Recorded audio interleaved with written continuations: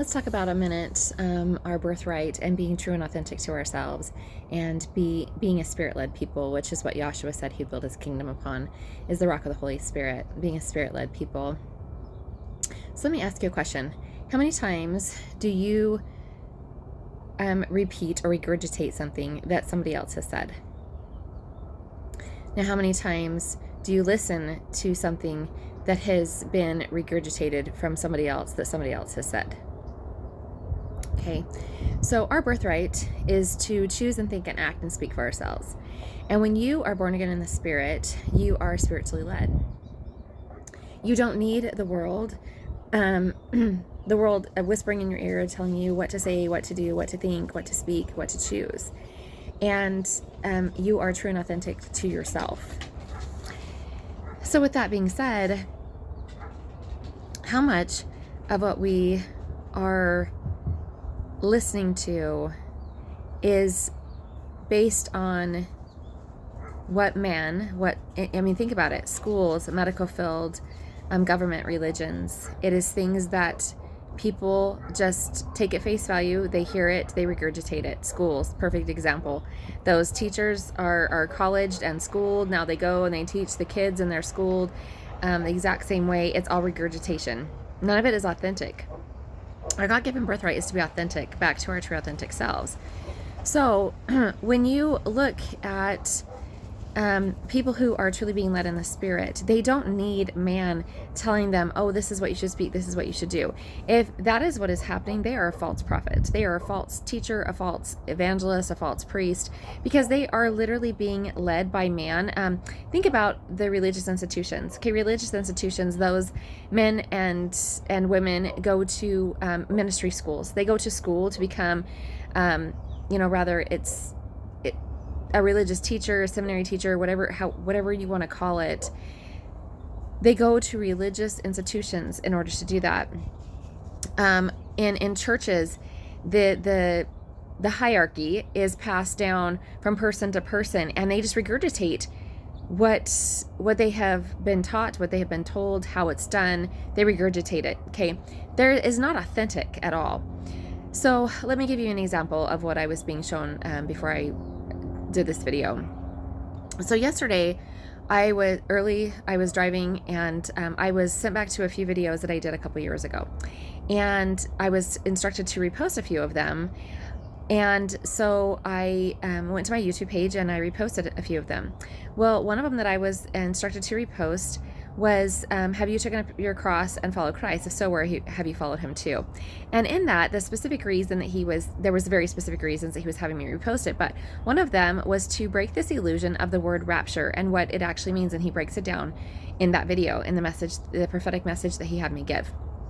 So it breaks down why the world has used this word rapture, and it's literally to blanket the people with the soft comfort of lies, right? Because we like what is comfortable, what is familiar. We don't like being pushed out of our comfort zones.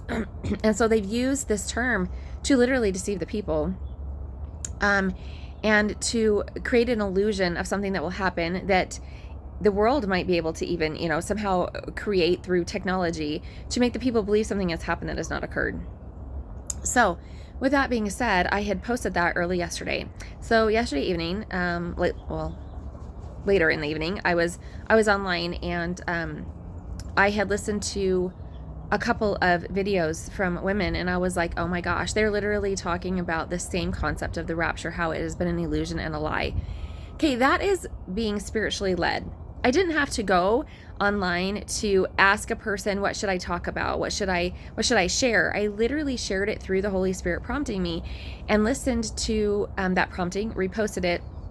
And then later that day, I was given 2 witnesses of other people who were being led in the Spirit to do the same thing. Okay, or talk about the same thing. That is being true and authentic to yourself. I just listened to the prompting. I listened to my intuition, and I did it. It's not...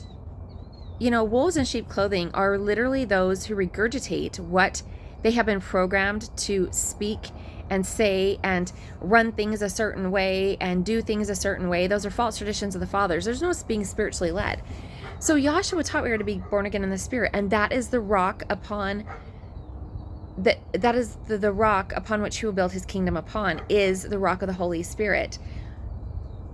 it is so important that we become born again in the Spirit, that we tap back into our true authentic selves, that we just authentically go about our day and be prompted in the Spirit to do something. We fulfill it and we go on about our day, and not needing to know the outcome, being blind in that faith and just walking forward. And so the goal is to really evaluate your heart and ask yourself, am I listening to what has always been regurgitated by people, being programmed in this program, that these false beliefs and these false traditions? The tribes are here to heal the nations from the false beliefs and false traditions of the fathers. That's what the men and women are here doing. And they're here to bring those eternal truths back.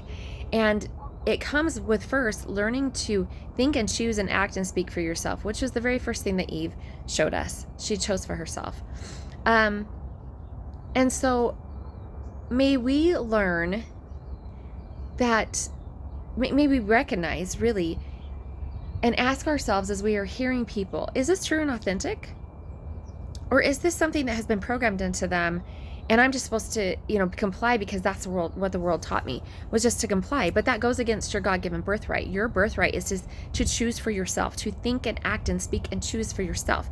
And if you are not doing that, then you are freely giving away your God-given birthright. We were all sent here with the same ability, the same birthright.